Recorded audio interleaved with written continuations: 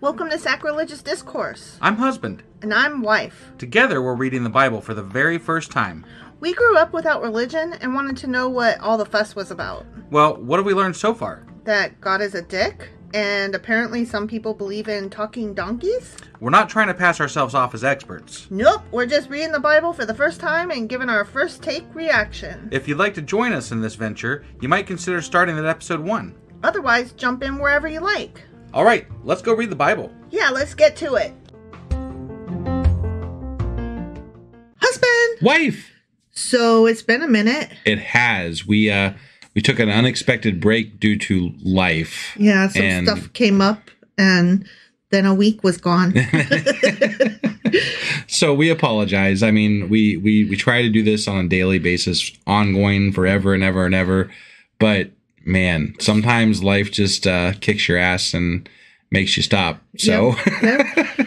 But then we come back. Decided that it would just be good to come back with a fresh, okay, we're on a fresh Monday. Yeah. So, I mean, we didn't maybe need the entire week off, but we just for the hell of it, we did. Because sometimes we need a break too. Yeah. But we love doing this, and we are back and we are ready to go.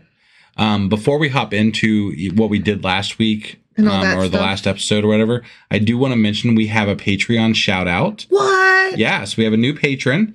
Their name is Devin. Devin? Yeah, and so they became a member recently, and just wanted to say thank you so much for becoming a patron. It really it means the world to us, and your support, you really can't know how much it means to us, because it provides everything for us as to what we're doing here and our ability to keep going forward with it. So thank you so much, Devin. You have no idea. Like husband said, you are helping us keep this thing going. Yeah.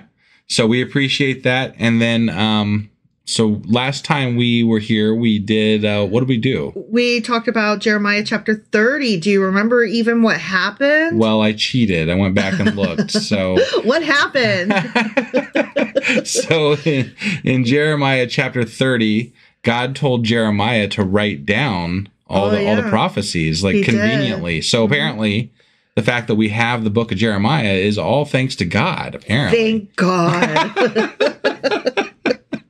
I don't know about all that, but okay. And then, of course, there was some, he's going to punish the sins of Judah, and then he's going to deliver them from their sins. He going to get you, but then he going to get you back. And yeah, so, it's the general message that we've been told all along. And then at some point, he's going to bring back a ruler in the Davidic line.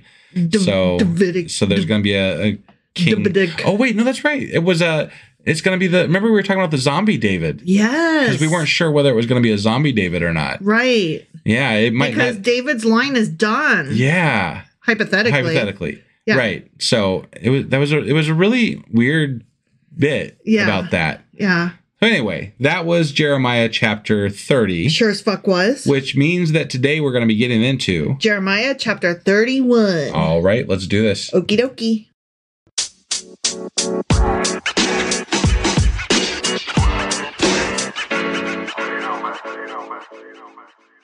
All right, Jeremiah chapter 31. Okay. Which, FYI, just so you know, is numbered chapter 38 in the Septuagint, the Greek thing. Okay. Okay? Yeah. Just letting you know. Sure. In case you were curious. Cared in any way whatsoever. It's still out of order. It's still a mess. Okay. Yeah. At the same time, says the Lord. Oh, okay. So apparently we're starting mid-paragraph. Sure, always, yeah. As we do. Yep. I will be the God of all the families of Israel, and they shall be my people. Okay. I don't know that I want God to come to Christmas dinner. He's or Thanksgiving uninvited. Or any of the dinners, really. Yeah. He's kind of a dick, and I feel like he'd just smite you if he did something wrong. Yeah. He would not be fun. No, he'd be that guy, Yeah. He'd be that drunk uncle. Yeah, worse, with, the ability to kill you. Right, exactly. Like just by snapping his goddamn fingers. You gave me what piece of the turkey? Fuck off. Thus says the Lord, the people who survived the sword found grace in the wilderness. Israel, when I went to give him rest. Okay. The Lord has appeared of old to me, Jeremiah, saying, we're going back and forth. Sometimes it's a quote that God is saying, and then just now was out of quote. So, sure. Jeremiah's like, he appeared to me of old saying, now I'm God again. Yeah. Yes, I have loved you with an everlasting love. Therefore, with loving kindness, I have drawn you. Again, I will build you, and you shall be rebuilt, O Virgin of Israel. Oh, she's a virgin again. Right. Well, because he's destroyed all the non-virgin aspects, apparently. She was a whore, but then he killed people. It's like he's cutting out the cyst, he's excising the bad things. Right. He's leaving only the good things, apparently. That just the whole thing that you just said made me think of the movie Poor Things. Which I made you watch, and what was your opinion about it? It was a very good movie, yeah. I very much enjoyed it. You said it was brilliant. It was, yeah. Yeah. It was really good. Highly recommend. I do, yeah. If you can not be a prude about the nudity and the sex. Right. Because there was a lot of it. But it's very tastefully done. It was all part of the story. It wasn't gratuitous, really. Right. And I keep saying it's a movie that is like Frankenstein and the Barbie movie had a baby. Would you not agree with that assessment? Yeah, that's pretty good. Right? That's pretty good. Right? Mm-hmm. Okay. Anyway, God is still talking how Israel's a virgin. Yeah. You shall again be adorned with your tambourines. I always dress up with tambourines. I didn't know that we were adorned in the past with tambourines. Was that a thing? When I wasn't a whore, yes. They had tambourines. I don't recall tambourines being mentioned before in the Bible. You don't recall when I had tambourines all over me? How could you forget? Okay. No. And shall go forth in the dances of those who rejoice. You shall yet plant vines on the mountains of Samaria. The planters shall plant and eat them as ordinary food. The way you do with plants, right? With food. Yeah, that's what you do with food. For there shall be a day when the watchmen will cry on Mount Ephraim, arise, and let us go up to Zion, to the Lord our God. For thus says the Lord, sing with gladness for Jacob, and shout among the chief of the nations. Proclaim, give praise, and say, O Lord, save your people, the remnant of Israel. Behold, I will bring them from the north country, and gather them from the ends of the earth. Among them, the blind and the lame, the woman with child and the one who labors with child together. A great throng shall return there. They shall come with weeping, and with supplications I will lead them. I will cause them to walk by the rivers of waters, in a straight way in which they shall not stumble. For I am a father to Israel, and Ephraim is my firstborn. Which is interesting because Ephraim was not actually born first. His twin was. Was that story? Yeah. Okay. Yeah. All right. I know because I read in my notes. Oh, okay. Yeah. Got it. That's the one where they fought and yeah. Yeah. Okay. So basically what that says is that the rights that go to firstborn are not necessarily about the first out of the womb. It's about the one that you name and declare your firstborn. I see. So that's okay. So that way it's not up to. Okay. All right. So birthright doesn't necessarily guarantee you birthright. Exactly. Exactly. Hear the word of the Lord, O nations, and declare it in the isles afar, and say, he who scattered Israel will gather him and keep him as a shepherd does his flock. For the Lord has redeemed Jacob and ransomed him from the hand of one stronger than he. To be clear, he's saying that he was the one that scattered him in that statement there. Scattered, shattered, smothered, covered. Right. Like he's admitting I scattered you and now I'm going to reclaim you. Yeah. So okay. Because I can, because I'm God. I mean, there's a lot of people that will say that God is, wonderful and good and all this, but these acts of where he is just absolutely horrible and ruins people's lives. No, they brought it on themselves. Fuck that. They brought it on themselves. No. I mean, large swaths of people don't bring anything on themselves. Right. That's not how that works. Right. There can be some bad actors. There can be a lot of bad actors, but I guarantee that not every single one of them was bad. Right. So you fucked people over. Yeah. You fucked people over and you scattered them, turned them into slaves, had them, taken away into other lands. That was on you. Yeah. And I agree. yay, you brought them back, I guess. So I think we've said before, that's like stabbing somebody, but then being the one that cleans them up and cleans up the bloody mess and sews them back up and says, aren't you glad I saved you? You could have died just then. Right. Like, yes, I could have, asshole. Therefore they shall come and sing in the height of Zion, streaming to the goodness of the Lord, for wheat and new wine and oil, for the young of the flock and the herd. Their souls shall be like a well-watered garden, and they shall sorrow no more at all. Sounds, really great for these people that lived through this. Right? Yeah. I guess. Then shall the virgin rejoice in the dance, and the young men and the old together. For I will turn their mourning to joy, will comfort them and make them rejoice rather than sorrow. Don't cry over all the people that I killed, some of which were probably your family members and your loved ones. Don't cry. Don't mourn them. But he's also claiming that he can change their hearts, right? Like he's saying, I'm going to change how you feel about this situation. I'm going to cause you to be happy. Me, God, I'm going to cause you to be this way. But he wasn't willing to do it before when people were not that way, not the way he wanted before. He wouldn't change them, so he went ahead and killed them, right? He got rid of them. But he's willing to change these people because what? They're better? But he made them all. Okay, hold on. I think maybe you're reading into it when he says, I will turn their mourning to joy. I don't think he's saying that I am going to magic their hearts. I think he's saying, I'm going to be so loving to them that they will, of course, stop mourning. Of course, they'll be happy then. Okay. I think that's what he's saying. That's I guess my it could take be. on it. There's been so much, throughout the Bible where he's been able to do these certain things where he changes people's hearts. Yeah. So to say that is a little bit misleading if you aren't actually doing that. It is. I totally agree. But I think here he's saying that y'all are going to be so happy. Just wait. You'll see. You'll see how happy you're going to be. Right. I will satiate the soul of the priest with abundance, and my people shall be satisfied with my goodness, says the Lord. Okay. Thus says the Lord, a voice was heard in Ramah, lamentation and bitter weeping, Rachel weeping for her children, refusing to be comforted for her children because they are no more. Rachel as in like Abraham's wife? Or wait, no, that was Sarah, wasn't it? Or who was Rachel? Hold on. I have a thing about that. Okay, Rachel was Jacob's wife. That's right. And the mother of Joseph and Benjamin.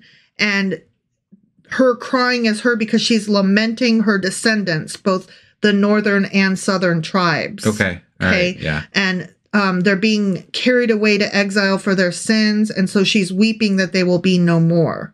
Okay. But she's also figuratively grieving later when the children were brutally murdered in the area of Bethlehem where she died. And that was back in Genesis. Okay. Okay. Right. Yeah. So it's just this whole like symbolism thing. Got it. Okay. Yep. All right. Blah, blah, blah, sad weeping, blah, blah, blah. Thus says the Lord, refrain your voice from weeping and your eyes from tears, for your work shall be rewarded, says the Lord, and they shall come back from the land of the enemy. There is hope in your future, says the Lord, that your children shall come back to their own border. I have surely heard Ephraim bemoaning himself. You have chastised me, and I was chastised like an untrained bull. Restore me, and I will return, for you are the Lord my God. Surely after my turning, I repented, and after I was instructed, I struck myself on the thigh. Ooh. I was ashamed, yes, even humiliated, because I bore the reproach of my youth. I see. Okay, this is a lot of like forgiveness and yay and back to the like we're going to restore and happiness with, like this is a different tone than we've had throughout Jeremiah. Well, I mean, it's like we're past the punishment stage and like we're going into the like he's reading the future. Okay. This is a prophecy, right. A dream that Jeremiah is having. Okay. This right. dream prophecy. This is the restored Israel. This is the better Israel. Yes. Okay. All right. Is Ephraim my dear son? Is he a pleasant child? For though I spoke against him, I earnestly remember him still. Therefore my heart yearns for him. I will surely have mercy on him, says the Lord. but I have to read a note about that because it made me laugh. Okay. The Hebrew text literally reads, my bowels rumble for him instead of my heart yearns for him. Okay. Because it means that, my stomach is all knotted up over this. Oh, okay. All right. But I really like my bowels rumble for him. Yeah, then that's a lot better. It sounds like you need some Pepto. Mm-hmm. I had to read that note. I just thought that was too funny. Okay. Let's see. Set up signposts. Make landmarks. Set your heart toward the highway, the way in which you went. I'm on the highway to hell. Right? That highway? Except for it's the highway to Israel and Jerusalem. The highway to heaven? I mean, it's not heaven. It's no. No? All right. I mean... All right. You could consider it hell, maybe, because you never know what God's going to do later, because he's kind of a dick and will probably kill some other generation. So I feel like I would try to just leave the land altogether. Right? Like maybe if I just get as far away as possible, I won't have to deal with this asshole anymore. I don't really require the company of all of the other Israelites. Y'all go ahead and do your thing. Right. Go be with God or not. Yeah. He seems kind of fickle to me. I'm going to out. Yeah. I got to bounce. Here they got some spices out, what was that? East. Yeah. Yeah. East. Yeah. So I'm going to go east. Yeah. I'm heading toward China. Yeah. Peace out. Turn back, O Virgin of Israel. Turn back to these your cities. How long will you gad about, O you backsliding daughter? For the Lord has created a new thing in the earth. A woman shall encompass a man. Okay, I got a note about that.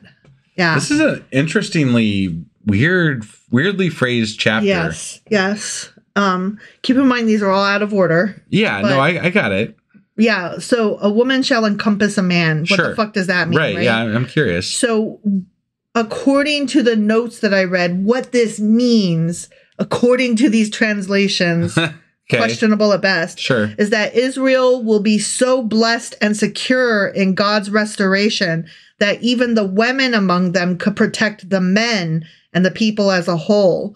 The men folk will be able to go about their work, for the risk of attack will be so minimal that security can be safely left to the weaker sex. So they not only they found a way to praise women, but still make it a cut on women. Yes. Is that basically what you're telling me? Yes. Like they're like they will be able to protect you because that's how easy it will be.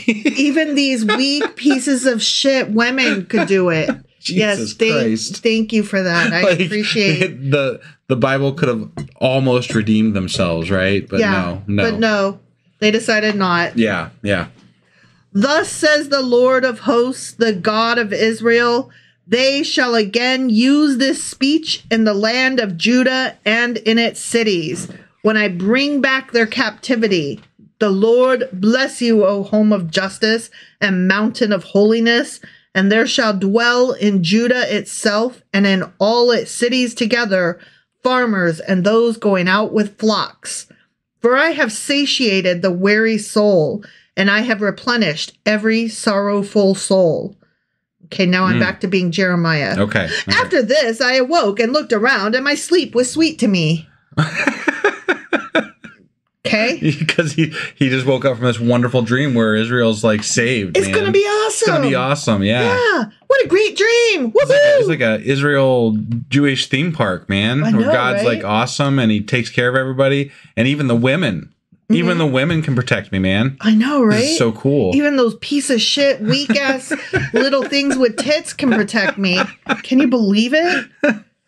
Okay, now we're going to read about some new covenants. Oh, new covenants, huh? Yes, this is very exciting stuff. Is this covenants that are they just made with Jeremiah? Like, did Jeremiah like agree to these for us or something, or what? I have no idea. Because he's the only one talking to God right now, right? I haven't read this, so I don't know. All right, let's find out. I've read the notes about it. Okay. Yeah. I haven't actually read the words. All right. Okay. Yeah. Behold, the days are coming, says the Lord, that I will sow the house of Israel and the house of Judah with the seed of man and the seed of beast. That sounds like sperm. Yes, it does. Sperm is seeds, right? Right. Okay. So he's going to come all over us. That can't be what he's trying to say. No. Oh, God. Oh, God, you. Put your dick back. Oh, my gosh. And it shall come to pass that as I have watched over them to pluck up, to break down, to throw down, to destroy, and to afflict, so I will watch over them to build and to plant, says the Lord. Okay. I can fuck you up and I can raise you back up. Sure. It's like a motherfucker. He's playing with fucking Legos. He's playing with Lincoln Logs. He's playing with his army men. What the fuck? It's like he's looking down at us singing, you get knocked down and you get up again, but only 'cause I'm magical, you get knocked down, right? Right, yeah. In those days, they shall say no more. The fathers have eaten sour grapes and the children's teeth are set on edge. You know, the way they've been saying that? Sure. They're not going to say that anymore. Because he's going to build them back up. And then knock them down. Yes. But everyone shall die for his own iniquity. Just so you know. Everyone dies regardless, just to be clear. Okay. Every man who eats the sour grapes, his teeth shall be set on edge. What does your teeth being set on edge mean exactly? Just like gritting your teeth? Or? Nervousness, like irritation. Okay. Like if I hear a strange noise that I don't like, it sets my teeth on edge. Okay. You know? Right. Yeah. Behold, the days are coming, says the Lord, when I will make a new covenant with the house of Israel and with the house of Judah. Not according to the covenant that I made with their fathers in the day that I took them by the hand to lead them out of the land of Egypt. My covenant which they broke, though I was husband to them, says the Lord. So that one's scrapped, right? No. No? This is in addition to. Oh, this is in addition to. Yeah. Okay. We made a promise to each other and y'all broke it, but it's still there, and now we're going to make even more. Doesn't that sound fun? I see. So even though they broke it, he's still like, but no, I'm still binding you to it. Yeah. So that's a thing. Yeah. Okay. But this is the covenant that I will make with the house of Israel after those days, says the Lord. I will put my law in their minds and write it on their hearts. And I will be their God and they shall be my motherfucking people. You know what? If that is true, if that were to actually be true, yeah, I could be okay with that. Like if you were to literally out of the womb, right? If God were real, like in a hypothetical scenario, sure. If God were real and you came into this world knowing, and I mean knowing, right? No doubt that God's law is God's law, right? And that God was real, and it was put there automatically, magically, right? If you will. right. But if it was there, that would be like, and people chose to go against it, regardless of having this knowledge. That would be something that would be punishable. I feel like, yeah. But that's not what's happening. No, that we don't have any inkling that God actually exists. There is no law written in my fucking heart. Not till somebody moves to your neighborhood and starts knocking on your door. Right? Yeah. Right? Yeah, that's the law is written on my no soliciting sign. Right?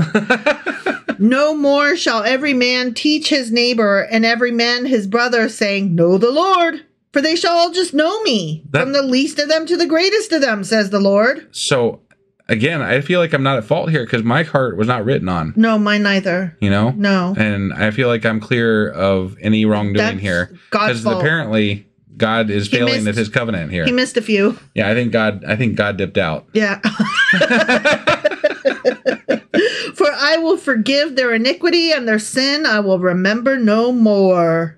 Okay, but I got a few notes here. Okay. All right. So when he said, behold, the days are coming. Yeah. Okay. The Jewish view of the wording new covenant is no more than a renewed national commitment to abide by God's laws. In this view, the word new does not refer to a new commitment that replaces a previous one. Okay. Like I said, but rather to an additional and greater level of commitment.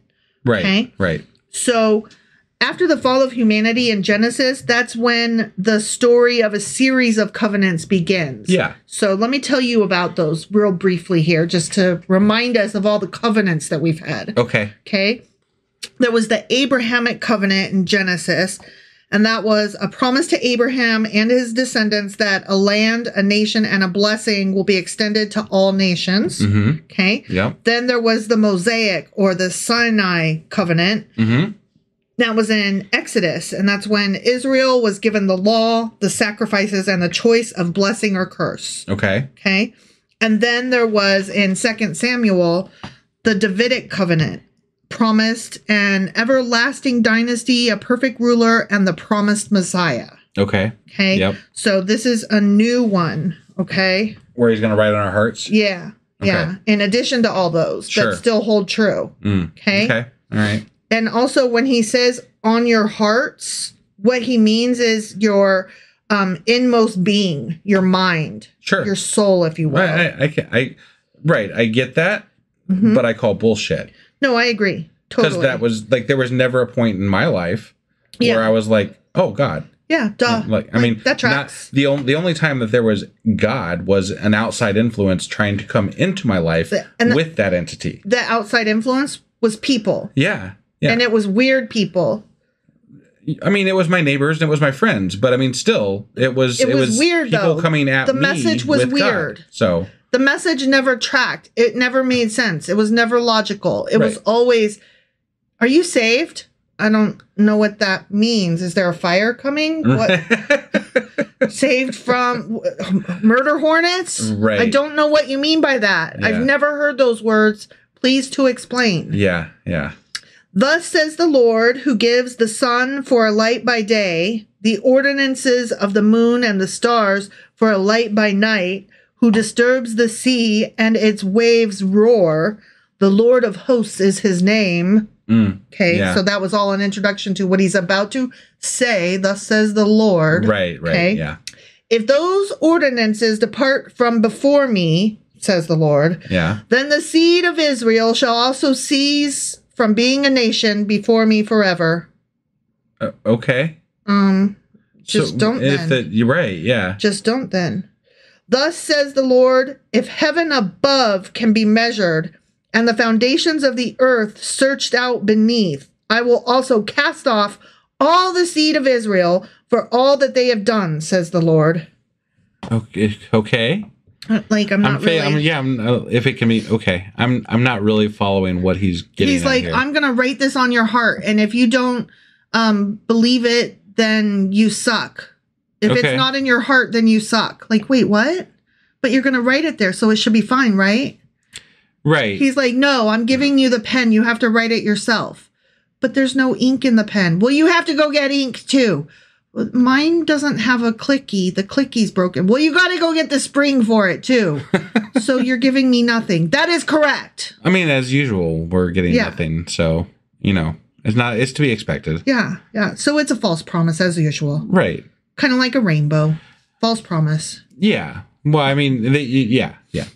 Behold, the days are coming, says the Lord, that the city shall be built for the Lord from the tower of Hananel to the corner gate.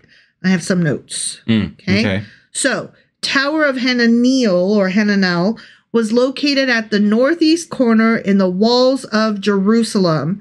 That's per Nehemiah. Okay. Adjoining the Tower of Mia, which was also the Tower of the 100, to the east, and midway between the sheep gate and the fish gate. Oh, okay. It was located at a point of the city always requiring special fortification. And Hananel means God's grace. Okay. Yep. Now, the gate of the corner, or corner gate, if you will, was located to the northwest of Jerusalem per 2 Kings, and was a part of expansion to the northwest side of the city under Uzziah and Hezekiah.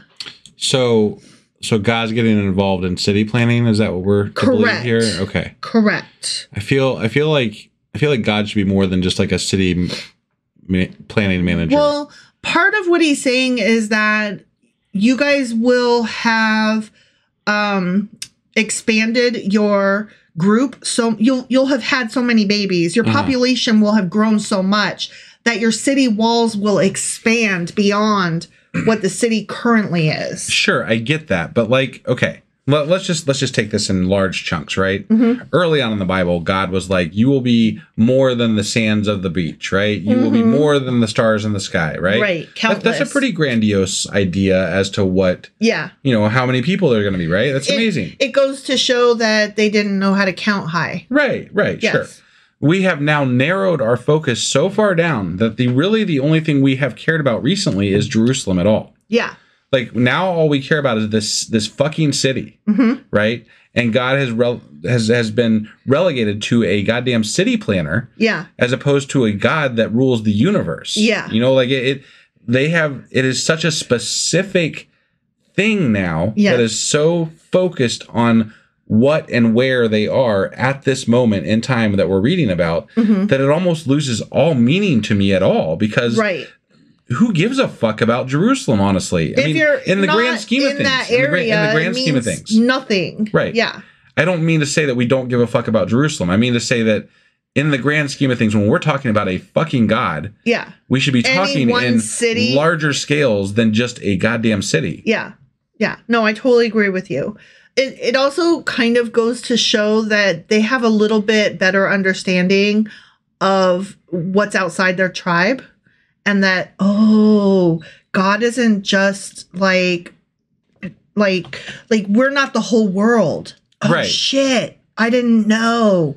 It's also like they've come to realize that, no, there really can be more than one God, because we don't even know all of the pieces of this planet yet. Well, it does feel a bit like they're pulling back within themselves, Yes. like we've been strewn apart into all these foreign lands. We need to regroup in our small town here and build again. Yeah.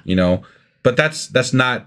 That's not a God thing. That's a people thing. Right. I'm saying as a person reading the Bible for the first time, right? It doesn't sound powerful. It doesn't sound godly. It just sounds like people trying to fix their shit. Like before, it was cute little people who just didn't know better. And now it's scared little people who know better and are ensconced in politics. Right. And that makes it a lot like it was like at the beginning, we could compare it to any other group of people who didn't know better, and it was all history, right? Sure. Yeah. Now it's just like, oh, y'all suck, just like any other group of politics, you know? Right. That's what I mean. Yeah. All right, but we're coming up on the end here, okay? Yep. The surveyor's line shall again extend straight forward over the hill Gareb. Then it shall turn towards Goath. Okay. Sure. Let me talk about those little bits. Okay. So the hill of Gareb or Gareb is usually translated as Hill of Lepers or Lepers Hill, and is the name of a height from the Jerusalem area. It was likely outside Jerusalem city walls in the time of Jeremiah until the destruction of Jerusalem in 586 or 7 BCE, but at least in part within the city walls after the reconstruction under Nehemiah. Okay. Goath, or the hill of death, or of roaring, of groaning. So this is where the sickies came in and left. Okay. Right. Yep. Is a hill near Jerusalem. From the context, we learn that Gareb and Goath were unclean places. Sounds that way, yeah. Right. But being measured in with the holy city became sanctified. That the Goath hill of Jeremiah is identical with the Golgotha of the Christian evangelists, Calvary, a site immediately outside Jerusalem's walls, where, according to the New Testament Gospels, Jesus was crucified, is more than probable. Okay. Which I found very interesting. Yeah. So they made this the sicky place is also where Jesus was crucified. Got it. Cool. Okay, and the whole valley of the dead bodies and of the ashes, and all the fields as far as the brook Kidron, to the corner of the horse gate toward the east, shall be holy to the Lord. It shall not be plucked up or thrown down any more forever. The end. Okay. So God's a city planner. Like you said, city planner. Yeah, whatever. Yes. This is ridiculous. It really is. All magic is gone. There is nothing for it. Get out your ruler. It's like when he was giving specific instructions on how to build the fucking ark. Right? Like, oh my God, that was so bad. But do you really think God gives a fuck about math and geography? No. I don't. Look, to begin with, I don't believe that there is a God. Right. But like the things that we keep reading about, how small your God is. I know you can take this any way you want to, right? Like there are probably, we probably missed on pulling out the beautiful aspects of what we just read, right? I'm sure that we could make it sound so much better. Yeah. But just in reading it, the things that I am prone to respond to are the not, like this is not something that is like even on par with what a universe building God should be concerned about. Yeah, right? It's not how I imagine a God should be. No, this is... And maybe that's on me. Maybe I'm lacking. I like my God to be big and not to give a shit about things like that. Right, this is so small. This is so small and so... like there's...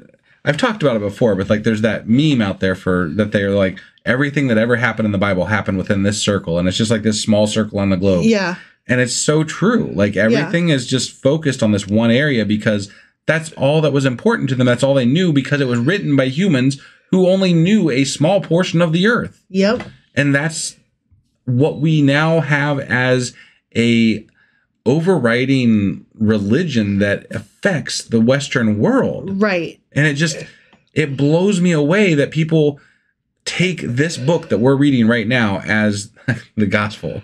How do they not see how tiny this is? How stupid? How do they not see it as stupid? Well, I keep getting told that when we get to the New Testament that it's going to, that's all that really matters. This is just the history and this is, blah, blah, blah, blah. Yeah, but I'm like, no. This is the same God we're talking about. Yeah. You can't say that you put the Old Testament in the Bible. Okay. Right. So the Bible God. I'm reading the Bible.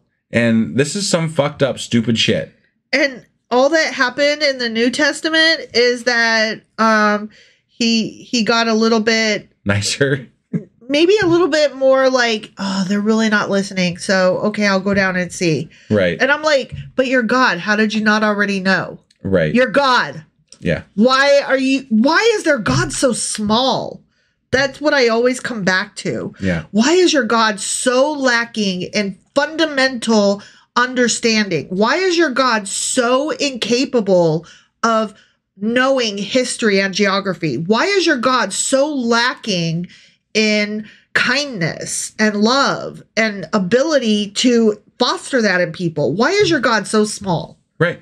Why do you have such a puny God?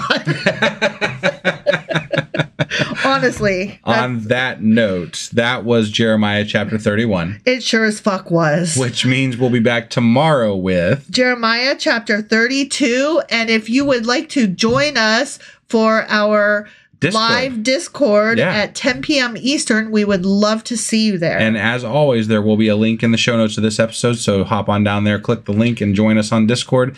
Don't worry if you've never been on Discord. Most people that were on there have never been on Discord before either. And it's still a toss-up as to whether I can get in there by myself or if I'll need help. And everybody still cheers if I am able to get into it. So don't let that stop you. That's right. All right. We'll see you then. Bye.